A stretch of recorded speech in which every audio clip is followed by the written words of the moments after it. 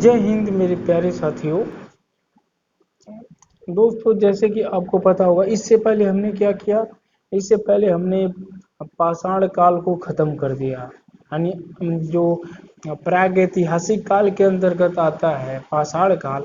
पाषाण काल को 3 काल में डिवाइड किया गया है, जिसमें पूरा पाषाण काल, मध्य पाषाण काल, नव पाषाण काल को वो तो मैंने खत्म कर दिया। वो वीडियो बनी हुई है, जाके देख सकते हैं चैनल पर।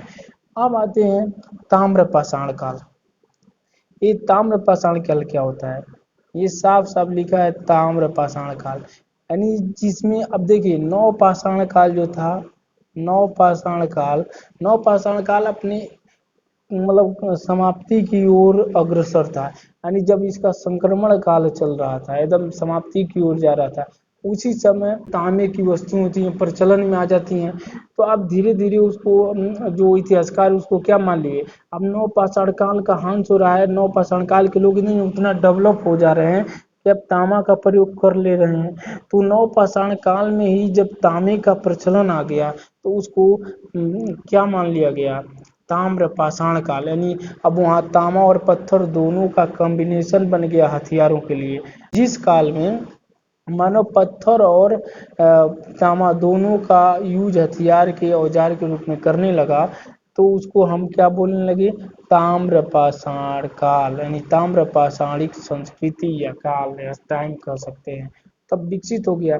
मानव ने सबसे पहली धातु का जो प्रयोग किया, मानव ने जो सबसे पहले धातु का प्रयोग किया वो कौन सा था, वो तांबा ही था।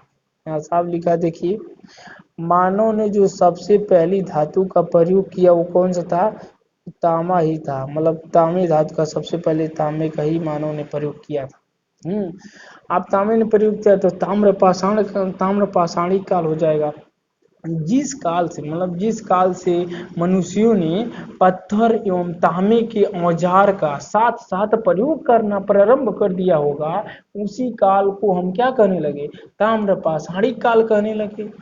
जिसे देखिए उस समय नौ पाषाण काल, ताम्र पाषाण, अब इसको क्या है, नौ पाषाण काल और ताम्र पाषाण काल दोनों कहने लगेंगे, क्योंकि यहाँ पर नौ पाषाण काल और मतलब में पत्थर का हो जाएगा और पाषाण का ताम्र में तांबे का यूज होगा, तो इसको नौ पाषाण और ताम्र पाषाण काल भी कहने लगे हम। मतलब इस नाम से भी जाना जाता है, नौ पाषाण काल और ताम्र पाषाण काल के नाम से जाना जाता है। सर्वप्रथम जिस धातु को औजार में प्रयुक्त किया मानव ने वो कौन सा था, तांबा था। मैंने सर्वप्रथम मनुष्य ने किस धातु का प्रयोग किया औजार के रूप में, धातु का प्रयोग आएगा तो तांबा, यानी तांबा धातु का सर्वप्रथम किस धातु का मनुष्य ने प्रयोग किया, तांबे का। ठीक, अच्छा, अब आते हैं तांबे का प्रयोग किया, इसका टाइम पीरियड क्या रहा होगा, लगभग में टाइम पीरियड आपको बता दूं, इसका लगभग में टाइम पीरियड 5000 ईसा पूर्व, 5000 ईसा पूर्व तांबे का प्रयोग का प्रमाण मिलता है। ठीक ना, इसका प्रमाण कहाँ मिलता है, भारत में मद्रास से प्राप्त होता है। मद्रास से तांबे की एक कुल्हाड़ी मिली है, मद्रास जो तमिलनाडु में है, वहां से तांबे की एक कुल्हाड़ी मिलती है, जिससे प्रमाणित होता है कि मतलब उस काल के मानव धीरे धीरे, नौ पाषाण काल का ही संक्रमण काल था, यानी नौ पाषाण का मानव जब धीरे धीरे तांबे का प्रयोग करने लगा तो उसको हम ताम्र पाषाणिक काल करने लगे। कहीं पत्थर का औजार मिलता है उसी टाइम में, कहीं तांबे का मिलता है, यानी दोनों कॉम्बिनेशन मिल जाए उसी टाइम में, कहीं पत्थर का औजार कहीं तांबे का औजार, यानी माना गया ये मिलीजुल, मतलब ये पत्थर और तांबे का कॉम्बिनेशन बन गया, यानी तो इसीलिए इसको ताम्र पाषाणिक काल बोला गया, यानी ताम्र पाषाणिक काल बोला गया, क्योंकि दोनों चीजें मिलने लगी साथ साथ में। यानी मानव कहीं पत्थर का यूज करता था, कहीं पत्थर और तांबा दोनों को कॉम्बिनेशन से हथियार बनाकर और मतलब जंगली जानवरों का शिकार करने लगा। तो इसका प्रमाण मद्रास में मिला है। मद्रास में कौन सी मिली है, तो मद्रास में तांबे की कुल्हाड़ी मिली है। ताम्र पाषाण युगीन मानव ने भारत में प्रथम बार ग्रामीण सभ्यता की स्थापना की थी। यानी ताम्र पाषाणी काल जो होता है, इन्होंने क्या किया था, अभी देखेंगे इससे पहले तो मानव गांव नहीं बसा कर रहता था, गुफा में रहता था, चलता फिरता रहता था, मतलब अस्थायी वास था, लेकिन ग्रामीण कल्चर तो मान ली नौ पाषाण काल में मानव का स्थायी रहने लगा था, लेकिन अब पाषाणिक काल आते आते गांव बसा लिया, यानी गांव बनाकर रहने लगे थे। थे सब मानव हैं, लेकिन इनको अभी नगरीकरण का धीरे धीरे गांव बसा कर नगरीकरण की तरह अग्रसर थे। लेकिन ताम्र पाषाणी काल के लोग शहरीकरण से मतलब शहरीकरण के रूप में नहीं गए थे। सिंधु घाटी सभ्यता के लोग शहरीकरण नगरीय व्यवस्था उसमें देखने को मिलती है। ताम्र पाषाणी काल में नगरीय व्यवस्था नहीं, लेकिन तो ये ग्रामीण सभ्यता इनमें प्रचलन हुई, गांव बसा के रहने लगे। ग्रामीण सभ्यता की स्थापना इन्हीं के टाइम में हुआ था। ताम्र पाषाण युग के लोग लिखने की कला नहीं जानते थे, यानी ताम्र पाषाण काल के लोग लिखना नहीं जानते थे, यानी कैसे लिखना है। अब जैसे आपका सिंधु घाटी सभ्यता के लोग आ जाएंगे, वो नगरी थे, वो लिखना जानते थे, पढ़ना जानते थे, लेकिन वो तो अलग बात है कि हम उसकी लिपि उनकी लिपि को उनकी लिखावट को हम पढ़ने में कामयाबी नहीं हासिल कर पाए, जो क्या लिखे होंगे। लेकिन वो सिंधु घाटी सभ्यता के लोग पढ़ना जान गए थे, लेकिन ताम्र पाषाणी काल के लोग सब पढ़ना नहीं जानते थे, लिखना भी नहीं जानते थे, पढ़ना भी नहीं जानते थे। ठीक है। और ये मतलब वो नगरों में मतलब वासन को नगरीकरण की मतलब नगरीकरण व्यवस्था नहीं मिलती थी, मतलब जो नगरी व्यवस्था थी, तो इसमें ताम्र पाषाणी काल में कोई ऐसा भी प्रमाण नहीं मिला कि ये नगरी थी। सिंधु घाटी सभ्यता नगरी प्रमाण मिला है, तो ये जानते हैं यहाँ से मिल गया था, नगरी व्यवस्था थी सिंधु घाटी सभ्यता। तो इस तरह कांस्ययुगीन सभ्यता मतलब ये क्या थे, कांस्ययुगीन सभ्यता जैसे हड़प्पा सभ्यता के लोग कांस्ययुगीन हो जाएंगे, कांसा का प्रयोग करेंगे तो नगरवासी हो जाएंगे, वो मतलब वो क्या वो डेवलप हो जाएंगे। पाषाण काल के लोगों से, जो ताम्र पाषाण काल है, इन लोगों से थोड़ा डेवलप होता है, शहरी हो जाएंगे, यानी नगरीकरण व्यवस्था हो जाएगा उनके लिए, ठीक ना। तो तकनीकी दृष्टि से देखें तो ताम्र पाषाणिक अवस्था हड़प्पा की कांस्ययुगीन संस्कृति से पहले की है, यानी भाई ये ताम्र पाषाणिक संस्कृति पहले की है सिंधु घाटी सभ्यता से, तो ग्रामीण थी। और यहाँ तक तो कम से कम मानव ग्रामीण तक तो आया, अब ग्रामीण से फिर शहरीकरण की तरफ बढ़ गया। तो सिंधु घाटी सभ्यता के समकालीन सभ्यता देखेंगे तो आपको नील नदी की यानी मिस्र की सभ्यता, मेसोपोटामिया की सभ्यता, जो इराक में मतलब इराक वाला शहर जो है ना, वहाँ मतलब मेसोपोटामिया की सभ्यता, ईरान के पूरा एरिया में वो था मेसोपोटामिया की सभ्यता, फिर चीन की सभ्यता आ जाएगी। तो इस तरह देखेंगे कि ये सभ्यताएं सिंधु घाटी सभ्यता के समकालीन होंगे। तो ताम्र पाषाणिक में तांबा और पत्थर दोनों का यूज किया जाएगा। तो आइए कुछ स्थलों को देख लेते हैं, कहाँ कहाँ कौन सा स्थल है। जैसे भारत में कहाँ कहाँ मतलब ताम्र पाषाणिक जो बस्तियां हैं कहाँ कहाँ पर हैं। तो भारत के दक्षिण पूर्वी राजस्थान में ताम्र पाषाणिक बस्तियां मिली हैं, उनसे साक्ष्य मिला। जैसे बनास घाटी में स्थित होने के कारण बनास संस्कृति का नामकरण दे दिया गया। राजस्थान में एक बनास नदी है, उसी नदी घाटी में स्थित होने के कारण इसको बनास घाटी का नामकरण कर दिया, बनास घाटी के नाम से, क्योंकि जहाँ मिलेगा उसी का नाम पर रख दिया जाता था उस स्थान का नाम। अच्छा, पहाड़ क्या है, ये भी राजस्थान की क्या है मुख्य पुरातत्व स्थल जो मिले हैं दक्षिण पूर्वी राजस्थान से, जो ताम्र पाषाणिक बस्तियां मिली हैं वो क्या कौन कौन से। पहाड़ एक स्थल है, आहड़, आहड़ से क्या मिला है, प्राचीनतम नाम इसका क्या है, तमावती। अच्छा अभी देखो तमावती से क्या क्या मिला था, ये भी तो इम्पोर्टेंट है। तमावती में क्या मिला था, तो तमावती में को मतलब काले लाल मृत भांड मिले थे, जिन पर सफेद और रैखिक चित्र से सजे थे, यानी क्या मिले थे यहाँ से तमावती से मृत भांड मिले थे, काले और लाल रंग के मिले थे, जिनका ये लोग यूज करते थे, काले और लाल रंग के मिले थे।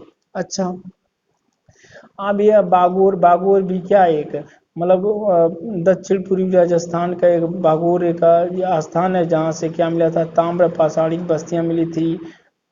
बालाथल, बालाथल से भी ताम्र पाषाणिक बस्तियां मिली थी। उजियाना से भी ताम्र पाषाणिक बस्तियां मिली थी। और बस्ती मतलब ये जो मिला था स्थल, यहाँ से क्या क्या चीजें मिली थी, तो चार दीवारी युक्त घर का साक्ष्य मिला था, यानी पहली बार चारदीवारी युक्त मतलब घरों के चारों ओर चारदीवारी यानी बाउंड्री लगा हुआ पहली बार मिला था। क्योंकि हो सकता है उस समय जो सबसे राजा टाइप का व्यक्ति हो, उसके घरों के चारों ओर चारदीवारी लगी हो, जंगली जानवरों से बचने के लिए है, या जहाँ समुदाय में रहता हो सबसे मतलब वो समझे गांव की एक मुखिया टाइप का होगा, उसके घरों को आसपास चारदीवारी नुमा घर के मतलब चारों ओर छरदीवारी की तरफ छरदेवाली लगी हुई मिला था, इसका प्रमाण यहीं से मिला था, बालाथल और ओजियाना से।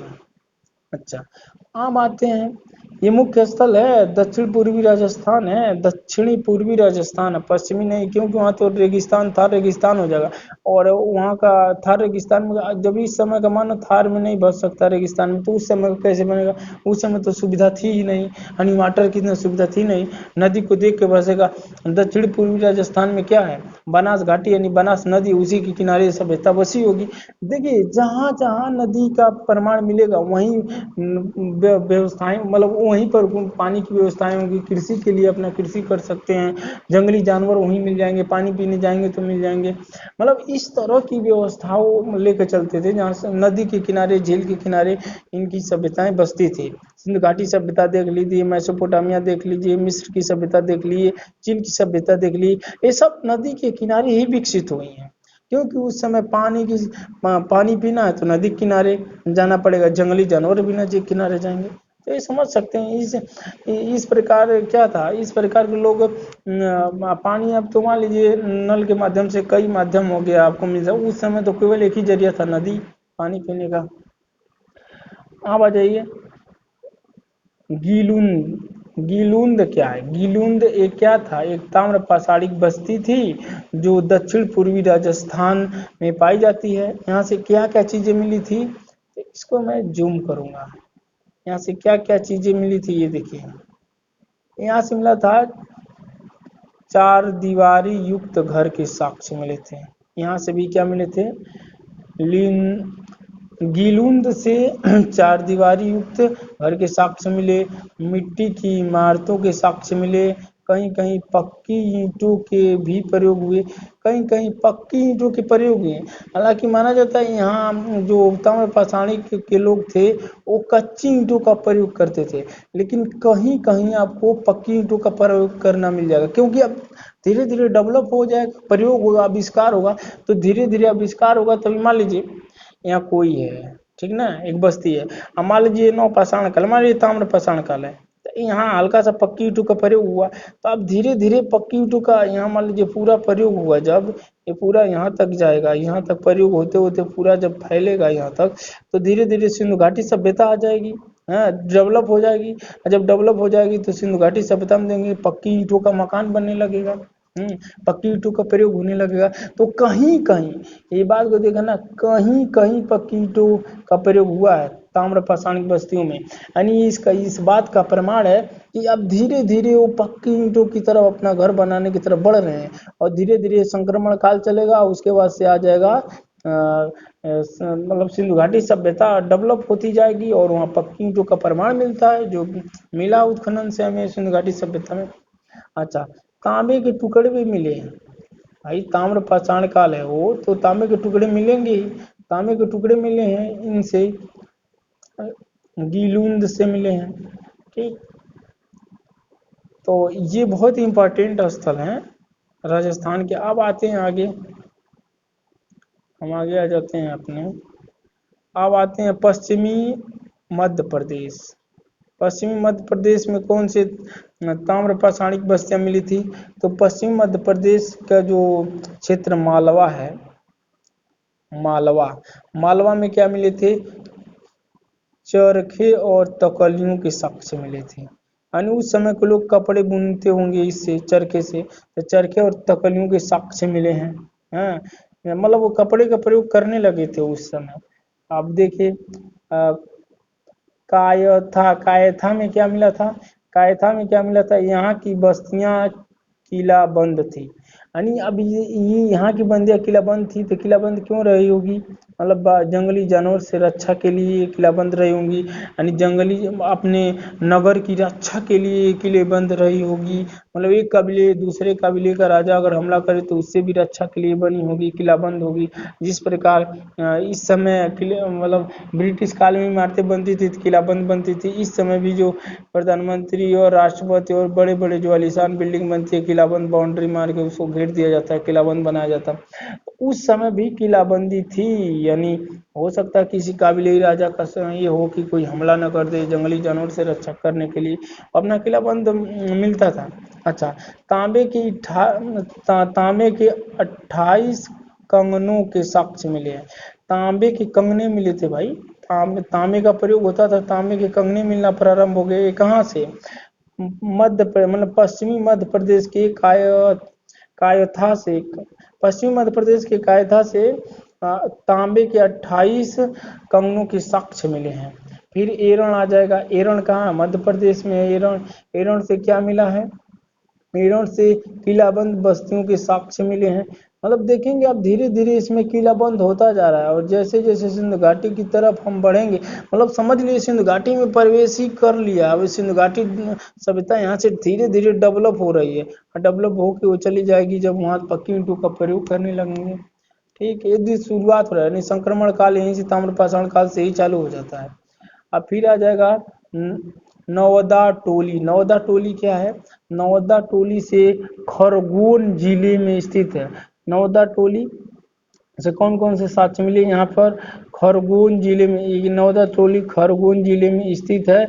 यहाँ से उत्खनन, यहाँ को उत्खनन करने वाले यहाँ के जो पुरातत्व विभाग थे वो कौन थे? तो HD संकालिया द्वारा उत्खनन कराया गया। यहाँ से मिला क्या? चौकोर एवं वृत्ताकार घरों के साक्ष्य मिले हैं।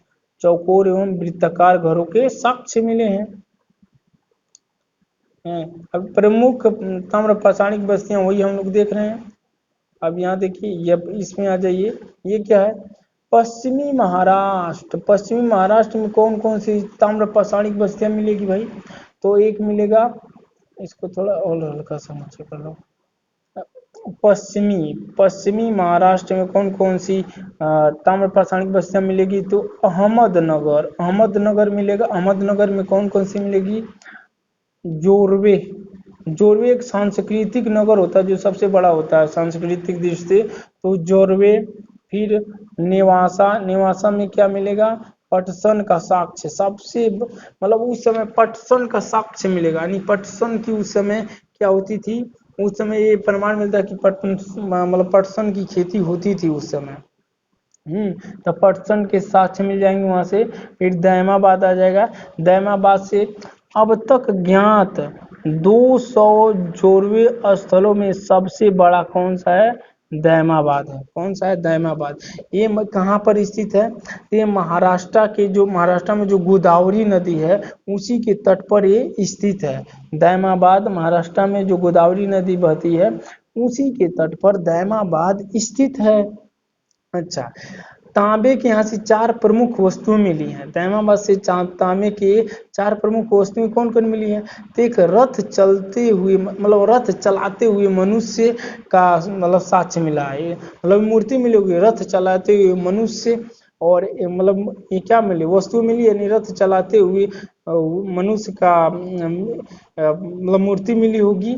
और फिर यहाँ से सांड मिला है, और फिर गैंडा मिला है, फिर हाथी मिला है। यानी ये ठोस वस्तुओं के निर्मित होंगे, यानी ठोस वस्तुओं के निर्मित एक साक्ष्य मिले यहाँ से दैमाबाद से। यानी रथ चलाता हुआ मनुष्य का साक्ष्य मिला है, मतलब रथ चलाते हुए मनुष्य का कोई ठोस वस्तु का, जैसे खिलौना टाइप का हो गया वैसे मिला है। सांड का मिला है यहाँ पर, और फिर गाड़ा, फिर हाथी। कई ये ठोस वस्तुओं के बने हुए थे, ठोस वस्तुओं के बने होते। तो ठोस वस्तु कौन होगी? मान लीजिए धातु ही होगा, तो ठोस धातु के बने होंगे। इसमें ताम्रपाषाणिक के तो तांबा के ही बने होंगे, ताम्रपाषाणिक काल है तो तांबा के बने होंगे। यानी ठोस धातुओं से निर्मित किए होंगे तो उसमें तांबा ही होगा। कांसा तो अभी प्रयोग करना जानते ही नहीं थे, सिंधु घाटी सभ्यता आएगा तब ना वो तब कांसा का प्रयोग करने लगेंगे।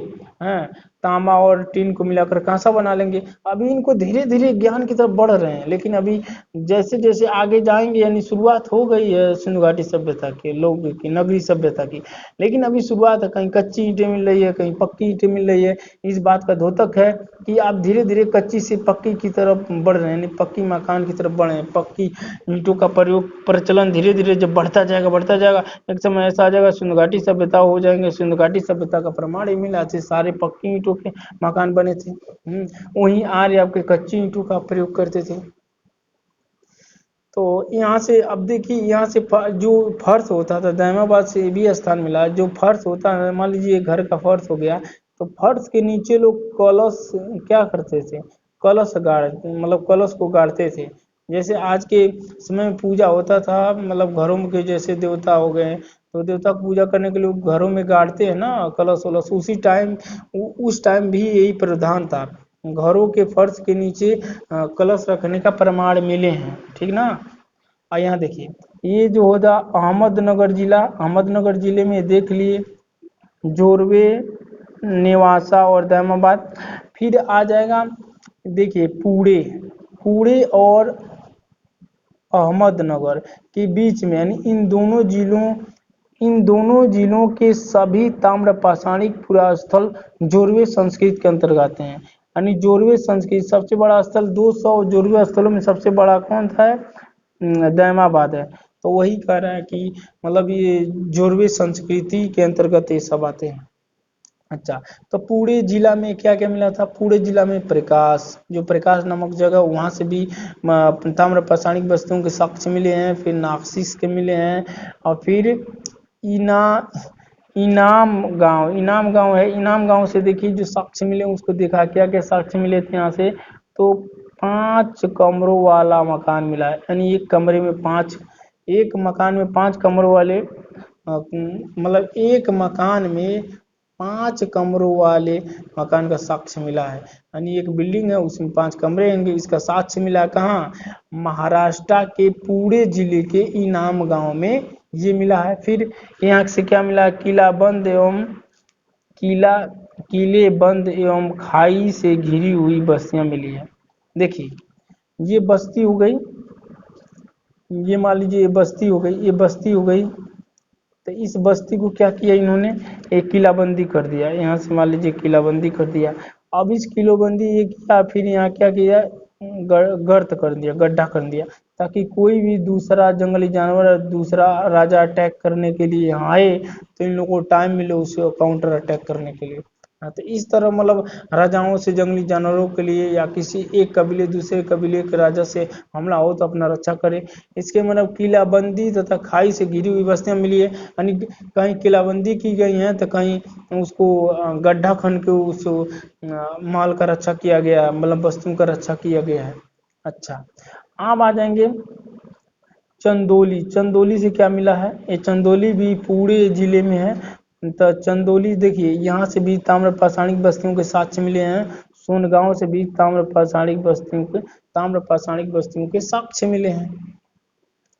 अब हम आते हैं इस पे पूर्वी भारत। पूर्वी भारत में क्या आ जाएगा, चिरांद। पूर्वी भारत में क्या आ जाएगा, चिरांद।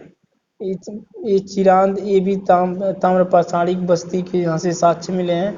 फिर आ जाएगा पांडुराज ढिब्बी, आ जाएंगे। फिर महिष दल आ जाएंगे। यहाँ से भी सारे क्या मिला है, यहाँ से ताम्र पाषाणिक वस्तु के साक्ष्य मिले हैं, यानी तांबा और पत्थर के औजार मिले होंगे। तो मतलब यहाँ तांबा भी मिला होगा, पत्थर भी मिला होगा, तो इसको ताम्र पाषाणिक वस्तु के साक्ष्य में काउंट किया जाएगा। अन्य स्थल क्या है, जैसे बिहार का हो गया, बिहार में सेनुवार, सोनपुर, ताराडीह, यहाँ से भी ताम्र पाषाणिक बस्तियों के साक्ष्य मिले हैं। पूर्वी उत्तर प्रदेश से कहाँ मिले हैं ताम्र पाषाणिक बस्तियों के साक्ष्य, तो खैराडी हो गया। फिर नरहन से मिला है, इन ताम्र पाषाणिक बस्तियों के क्या मिले हैं, साक्ष्य मिले हैं। तो इस तरह देखेंगे, जो जोरवे संस्कृति आपकी है ना, ये जो जोरवे संस्कृति इन्होंने दे रखा है ना, जोरवे उस समय की सबसे, देखिए ये जोरवे दिया ना, जो ये जोरवे संस्कृति, तो ये जोरवे संस्कृति ग्रामीण थी, ठीक ना। यहाँ के लोग जोरवे संस्कृति के लोग क्या थे, ग्रामीण थे। उनकी कई बस्तियों में देख सकते हैं, जैसे दायमाबाद सबसे बड़ा था, हैं। इनाम गांव में मतलब नगरीय व्यवस्था की प्रारंभिक यूनिट प्रारंभ हो चुकी थी। यानी अब जैसे देखेंगे इनाम गांव आएगा तो उसमें धीरे धीरे नगरीय व्यवस्था की तरफ लोग बढ़ना चालू हो जाएंगे। और कुछ समय के बाद धीरे धीरे सिंधु घाटी सभ्यता अपना जन्म लेगी तो नगरीय बन जाएगी। हाँ, तो मिलते हैं अगली वीडियो। जय हिंद।